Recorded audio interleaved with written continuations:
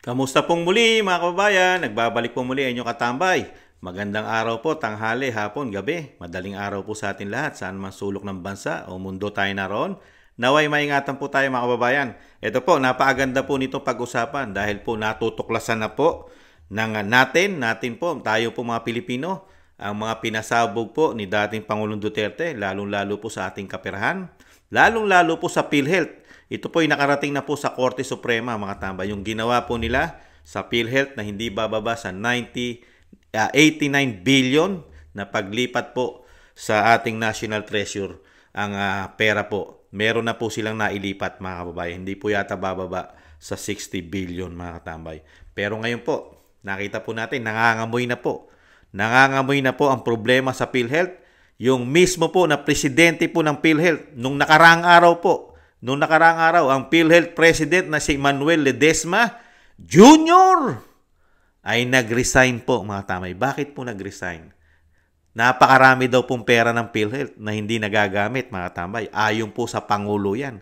At sa kanyang Secretary ng Finance, ang Secretary of Finance na si Ralph Recto. Kaya nga po kinuhanan nila ng napakalaking halaga paglipat ng pera galing sa PhilHealth. Di po ba? Na sinasabi ni dating Pangulong Duterte, isa itong istapa. Kaya nakarating po ang usapin sa Supreme Court. Bakit kaya nag-resign ng isang presidente ng PhilHealth na si Ledesma? Bakit kaya, mga tambay, itong si Ledesma Jr.? Ano kaya? Dahil nangangamoy na kaya ang malaki pong anomalya? Di kaya? At meron ng mapaparusahan at makukulong at madidimanda? Istapa ang ginawa nila? Pakinggan po natin ang balita. Bakit nag-resign? At may sagot po rito ang ating Pangulong Marcos, mga tambay. Samantala, kinumpirma ni Pangulong Ferdinand Marcos Jr. ang pagbibitiw sa pwesto ni dating PhilHealth President and CEO Emmanuel Ledesma Jr. Ayon kay Pangulong Marcos, maaaring nahirapan na sa trabaho si Ledesma at hindi sanay sa politika. Si Dr. Edwin Mercado ang pumalit kay Ledesma bilang PhilHealth Chief. Well, yes, he left his position already. Sabi niya that nahirapan na rin yata sa with all of the, hindi siya sanay sa politika. Mandy Ledesma very much comes from the private sector. So I think he found the transition to be jarring, shall we say. Hindi raw sanay sa politika si Ledesma Jr., mga tambay. Hindi kaya natuklasan lang kaya di umano ang korupsyon sa PhilHealth na mukhang mababangkarote pa ang PhilHealth natin sa pera po na nailipat na. At hindi pa ito binigyan ng subsidy. Zero, mga tambay. Kaya po, tingnan din po natin yung kaganapan po nung nakaraan po, yung sa PhilHealth po sa Supreme Court. Iniintay lang po natin kung ano po ang desisyon po ng Korte Suprema. Ito po, pakinggan po natin. Dante, kailan ba inaasahan maglalabas ng desisyon ng Supreme Court sa kasong yan? At pagkatapos ba ng oral arguments ngayong araw, ay makapaglalabas na sila ng desisyon? Magandang gabi, Monica. Wala tayong impormasyon kung kailan makapaglalabas ng desisyon ng Korte Suprema. Sa katunayan, Monica, hindi pa kasi tapos ang oral arguments at ngayong gabi kasi pansamantalang tinapos ng 6 p.m. Pero ayon sa Korte Suprema, magkakaroon muli ng oral arguments sa darating na February 25. Yan mga tambay, February 25 po. Iintayin po natin ang bago nila pong pag-oral agreement at tingnan po natin. Sana makita po ng Korte Suprema yung ating pera, yung ating contribute. Bakit nila nilipat, mga tambay? Bakit nila kinuha yung sinasabi nga ni dating Pangulong Duterte? Illegal, istapa na kunin mo, ilipat mo ang contribute. Contribute po ito ng mga Pilipino, mga tambay. Tayo pong mga manggagawa, automatic po tayong kinakaltasan dyan ng PhilHealth natin, GSIS, SSS, para kung tayo magre-retiro at kung tayo magkakasakit sa PhilHealth, di ba? Tapos, ang gobyerno, siniro mo ng subsidy, tapos kinuhanan mo pa. Mga tambay, grabe po. Kaya, ang tanong ng taong bayan, bakit po kaya nag-resign mga tambay. Nagtataka rin po si Kama, no? Bakit kaya nag-resign ang presidente po ng PhilHealth na si Ledesma Jr., mga tambay? Si Emmanuel Ledesma Jr. Bakit kaya, mga kababayan? Samantalang ang Pangulong Marcos ay, nangangatwiran pa, patawa-tawa pa, mga tambay. Hindi raw po sanay sa politika, mga kababayan. Bakit? Natuklasan po ang napakalaking pera, mga kababayan. Pampolitika po ba yung issue? Pinupolitika po ba, mga kababayan? Pinupolitika po ba ang issue na pera? Napatunayan na nga, kaya nga usapin na sa Kamara, usapin na sa Supreme Court. Pinag-uusapan na sa Supreme Court dahil totoo na nakuhanan ng pera, bilyon ng PhilHealth.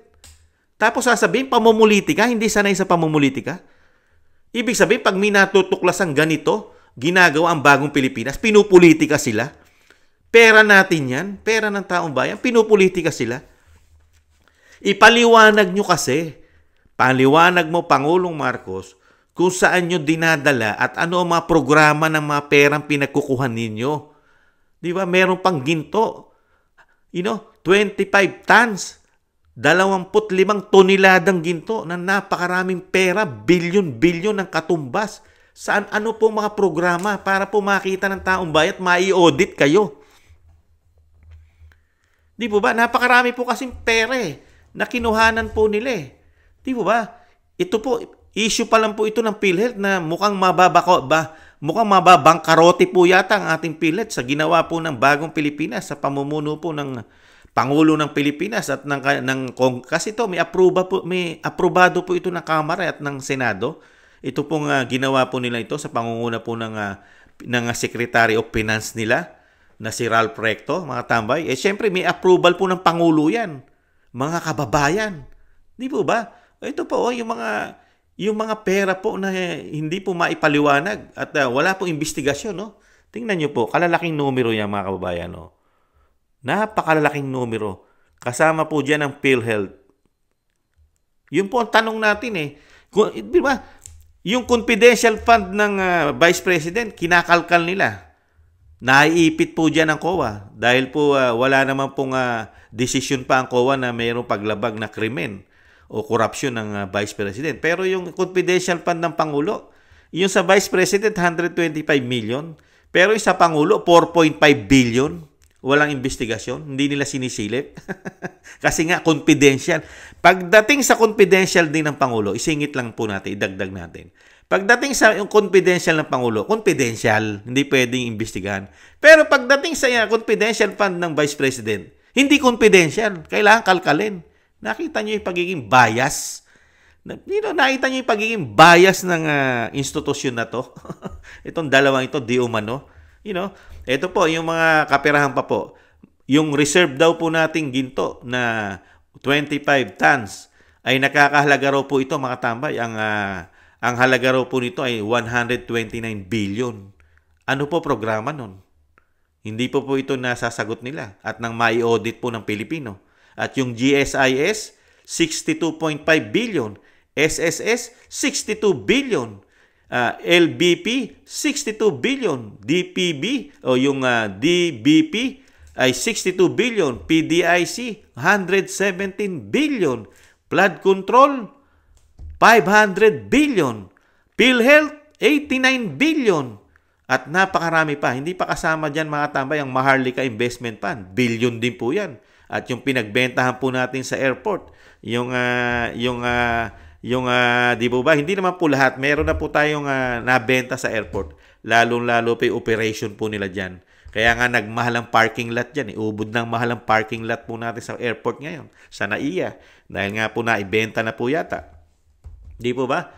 Kaya to nakakalungkot po, mga kabayan, ang nangyayari po sa ating bansa. Puro kapirahan pero nakatutok lang po sila para po ma-twist, mapagtakpan ang mga issue ng kapirahan na ginagawa po sa ating bansa, sa ating pondo, sa ating mga tax. Ang ginagawa po ng administrasyon po nila ay napakalaking numero na yan, mga kababayan. Yang mga numero na yan, ang pinagtatakpan po ng impeachment ngayon, mga kababayan. Dinadala nila sa impeachment. Lalong-lalo po ang napaka-importante po na dapat pong kalkalin kung bakit na blanco ang ginawa nila sa bicameral report nila, ang BICAM. Ano po ang ginawa nila? Napakaraming blanco at natuklasan na po ng mga congressman na hindi po pumirma at hindi nasilaw sa salapi. Ang mga congressman na nagdemanda na po, sinampa na po nila para po pag-usapan sa Supreme Court sa pangunguna po ni Congressman Ungab at ni Attorney Vic, at nandiyan din po sila Attorney Bondok at sila Attorney Topacio at si Congressman Pantaleon Alvarez.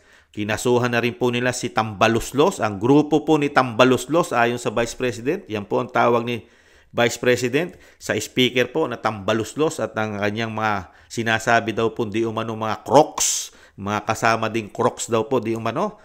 At ang ganun din po ang pag-question. Iniintay na lang po na sumagot po at ibaba po ang desisyon ng Korte Suprema, lalong-lalo po ang pagbubukas po dito po sa sinatawag na enroll bill, kasi nasa enroll bill daw po lahat ang mga totoong nangyari na ginawa nila sa national budget po natin na 2025 national budget. Sana po.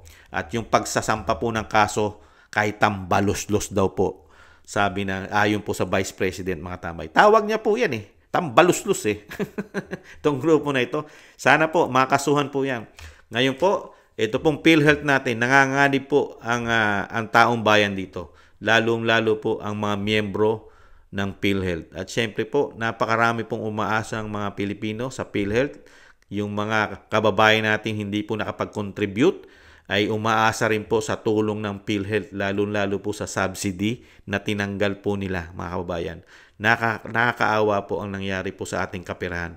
Mukhang sobra-sobra po yatang pinagsamantalahan nila. Pero nililigaw at nililihis lang po nila ang issue sa mga Duterte. Saan lang po nila dinadala ang issue po ng ating kaperahan ng 3 taon? Saan? Sa Pogo, EJK, ICC, Confidential Fund, Vice President, kailangan impeach. Yan po. Yan lang ang issue ng 3 taon. Pero sa kanila, isang damukal, pera ang issue na dapat imbestigahan. Isang damukal, mga kababayan. Kawawa po. Kailangan po imbestigahan ito at kailangan po may managot dito, mga kababayan. Kailangan pong may managot sa ginawa po nila sa ating kaperahan. Lalo-lalo po ngayon, pinag-uusapan po sa Korte Suprema ang PhilHealth na baka mabangkarote na ang ating PhilHealth. Kawawa. Paano na tayong mga kababayan? Paano na tayong mga Pilipino na umaasa po sa PhilHealth na meron tayong contribute na ang ating pera ay parang nilipad po, tinangay ng bagyo, tinangay ng tubig ang ating pera, mga kababayan, na parang flood control. Tinangay lang po ng malakas na hangin, tubig na pagbaha. Doon po napunta po ang flood control. Ang 500 plus billion, mga kababayan. Nakakalungkot. Kaya, kung matutuloy po ang halalan, mga kababayan, huwag po tayong pumayag na makabalik po silang muli. Kasi pag nakabalik itong muli, mas grabe pa po ang mangyayari sa ating bansa sa loob ng 3 taon. At halos po hindi po ito sumusunod sa proseso ng batas. Nakita naman po natin, wala pong sinusunod silang batas. Ang ating saligang batas. Sila na po ngayon ang batas at kailangan sila pa ang sundin ngayon. Ganun po sila gumamit ng batas po natin di umano. Ang bagong Pilipinas, lalo-lalo ang institusyon ng Kamara at Senado pagdating po sa batas. Sila na po ang batas. Ibang klase po. Maraming salamat po, mga kababayan. Maging matalino po tayo. Tutukan po natin, lalong-lalo po ang ating kaperahan na hindi po nila maipaliwanag at walang investigasyon. Sana po ang ating Korte Suprema ay sana po hindi po sila masilaw at gampanan po nila, lalong-lalo po ang ating kaperahan. Pera po ng bayan yan. Sana po ang ating Korte Suprema ay ilabas po ang katotohanan at parusahan po ang nagkasala. Lalong-lalo po, huwag po sanang magpatakot, huwag po sanang matakot o masilaw. Yung takot po sana, huwag po sanang matakot ang ating Korte Suprema sa bagong Pilipinas. Huwag naman po sana. Managot po sana ito at kasuhan, mga kababayan. Maraming salamat po sa mga gusto po ng ating tambayang mga kababayan sa YouTube at TikTok. At ganoon din po sa mga nagko-comment, like, share, and subscribe. Maraming salamat po. Bumoto po tayo ng tama, mga kababayan. Straight po natin ang Duterte team. Straight po natin sa Kongreso at sa Senado, mga kababayan. Maraming salamat po. Ingatan nawa. Bye-bye.